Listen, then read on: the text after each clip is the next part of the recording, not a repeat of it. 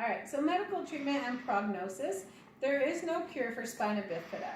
When nerve tissues are damaged or lost, they cannot be replaced. The treatment depends on the severity and the symptoms. So you have your occulta, the most common form, and the mildest. The spinal nerves are usually not involved, so rarely does it cause disability or symptoms. If there are symptoms, the most common are urinary and bowel dysfunctions and incomplete paralysis. Regular checkups and monitoring for spinal cord dysfunction will continue throughout their lifetime. And that's the picture of it. Usually there's like a little patch of hair. This has a lot of hair. Sometimes it's smaller amount than that, or you'll see a red mark or a dimple. Now, meningocele is the next level of spina bifida. This is where the protrusion does not contain any neural elements, and while some experience quite severe symptoms like paralysis and dysfunction of the bowel and bladder, others do not experience any symptoms at all. Surgical removal of the cyst may need to occur, and most of them live with no impairments or very little impairments. Myelomeningocele is the next. Oh, this is the picture. I really think that this might be the myelomeningocele because it looks like it is involving more of those neural elements in the spinal cord. So your myelomeningocele is the most severe type. Since neural elements and the spinal cord are both exposed, paralysis or partial paralysis of the extremities and the body below the opening usually occurs. This form has the potential to cause the most impairments like an inability to walk, paralysis, and bladder or bowel dysfunctions. Seizures may also occur, along with deformed feet, curved spine, and hips that are not aligned. Children born with myelomeningocele may have surgery to close the opening in hopes to prevent infection to the exposed spinal cord and to prevent further damage happening. If a baby is born with myelomeningocele, the surgery actually needs to take place within 24 to 48 hours after they're born. And here's a picture of it. So you'll see that the spinal cord and all those are exposed there through that opening. So researchers have actually found that those born with the most severe form of spina bifida have a lower life expectancy, and they did a survey of 117 children that were born with this most severe type of spina bifida, and they found that 1/3 of them actually passed away before they turned 5 years old. And then they did the lifelong study, a broader study, and then out of the 117 that were surveyed, only 17% were actually able to live to about the average of around 40 years old, and but they didn't live beyond that.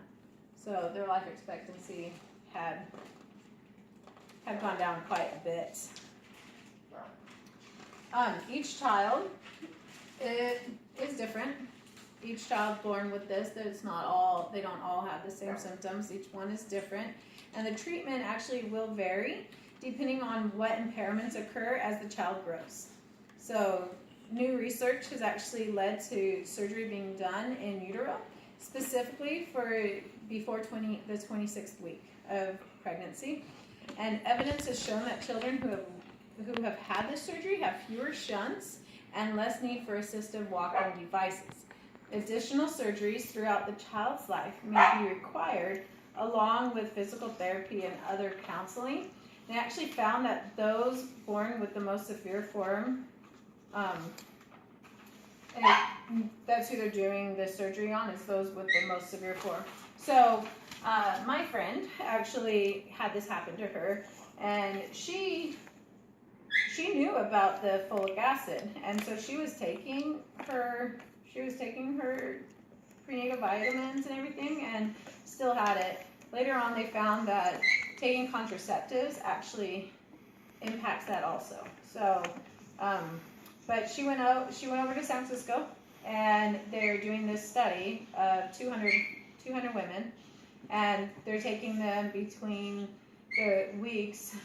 I believe they want to take them around 25 around 25 weeks old to 26 weeks. That's their time frame. So she was lucky enough to be one of those people in the study. So they took her, and this is a little baby. He had the most severe form, the myelomeningocele, and this is his back. So they pulled the whole placenta, or they pulled the whole thing out, and then they stitched it up. So they closed it up, stitched it up. You can see here they measured it. It's a little over 2 centimeters long. Now, when he was born, it had healed. So they were really impressed because they didn't need to put a Band-Aid on it or anything. This is him. He did have the hydrocephalus, and so they needed to put a shunt in. That's the only shunt he's needed so far. And he did have a club foot and other things, so they put some braces on him. And the nice thing about this is they were afraid that he might be paralyzed from it, and he wasn't. He was able to have not full function, but to have function of all of that with the club foot and everything. So now, because of that surgery done in utero, he's actually, you can see a little bit of it turning in, but he's able to run around with his friends and his sister, and he's able to play, and he is fully functioning, and it helped him, the surgery. So that hopefully will become more prevalent in helping with this.